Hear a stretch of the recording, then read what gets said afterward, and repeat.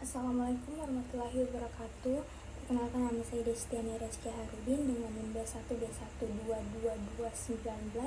Saya dari kelas D, jurusan Manajemen, Fakultas Ekonomi dan Bisnis. Jadi di sini saya akan menjelaskan atau mempresentasikan dari tugas manajemen sumber daya manusia dengan judul Perencanaan Sumber Daya Manusia. Apa itu sumber daya manusia? SDM diidentifikasikan sebagai setiap individu yang bekerja secara produktif untuk menggerakkan organisasi, perusahaan, dan berfungsi sebagai aset organisasi atau perusahaan tersebut. Karena fungsinya sangat krusial, SDM harus mendapatkan pelatihan dan bimbingan agar terus berkembang. Selanjutnya, SDM juga dikelompokkan menjadi dua jenis, yakni SDM makro dan SDM mikro. Sumber daya manusia makro adalah total keseluruhan penduduk usia produktif yang berada di suatu wilayah.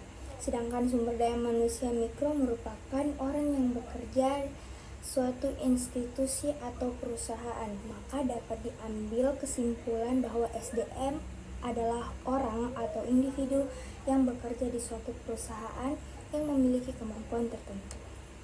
Selanjutnya, pengertian perencanaan sumber daya manusia. Perencanaan SDM atau Human Resource Planning (HRP) merupakan proses peramalan yang bersifat sistematis dengan cara menghubungkan kebutuhan SDM suatu perusahaan dengan strategi dan tujuan perusahaan.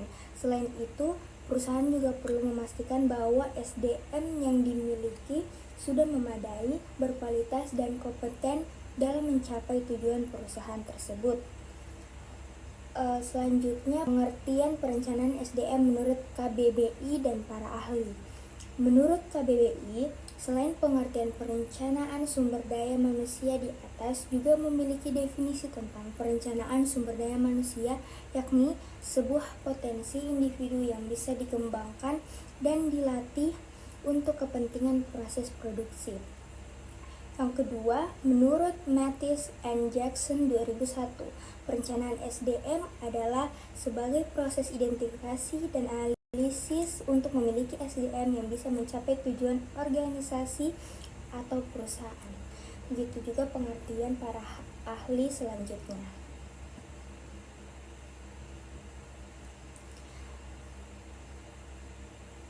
Fungsi dan tujuan perencanaan sumber daya manusia. Secara umum, tujuan utama dari perencanaan SDM yaitu agar ada kepastian antara kesesuaian tenaga kerja dan jumlah pekerjaan yang tersedia, baik itu jumlah atau kualitas SDM yang perusahaan butuhkan. Untuk mengetahui kesesuaian tersebut, maka proses tersebut harus didasari oleh demand dan supply dan demand SDM perusahaan. Fungsi dan tujuan lainnya dalam menerapkan perencanaan SDM bagi perusahaan. Yang pertama, monitoring demand and supply SDM.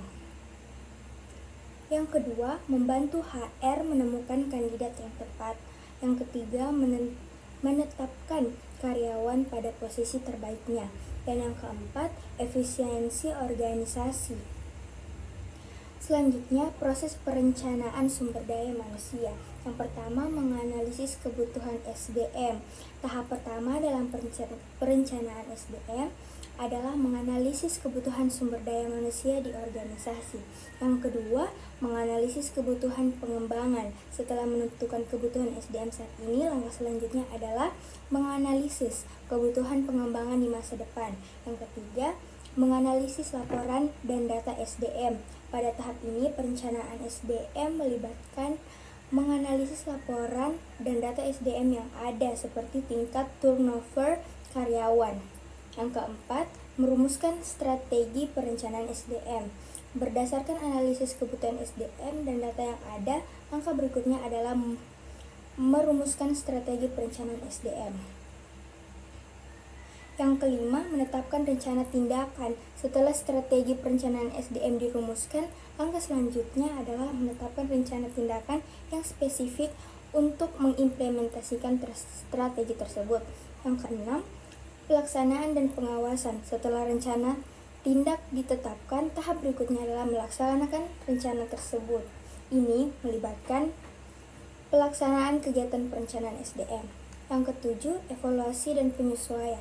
Tahap terakhir dalam proses perencanaan SDM adalah evaluasi dan penyelesaian. Evaluasi dilakukan untuk mengukur keberhasilan perencanaan SDM dan mengidentifikasi area yang perlu diperbaiki. Faktor-faktor yang perlu dipertimbangkan dalam perencanaan SDM. Yang pertama, pertumbuhan atau growth. Yang kedua, perubahan atau change. Yang ketiga, teknologi. Faktor yang mempengaruhi perencanaan SDM. Yang pertama, peraturan pemerintah. Yang kedua, kondisi ekonomi. Yang ketiga, demografi tenaga kerjaan. Yang keempat, tren dan isu sosial. Yang kelima, kondisi politik.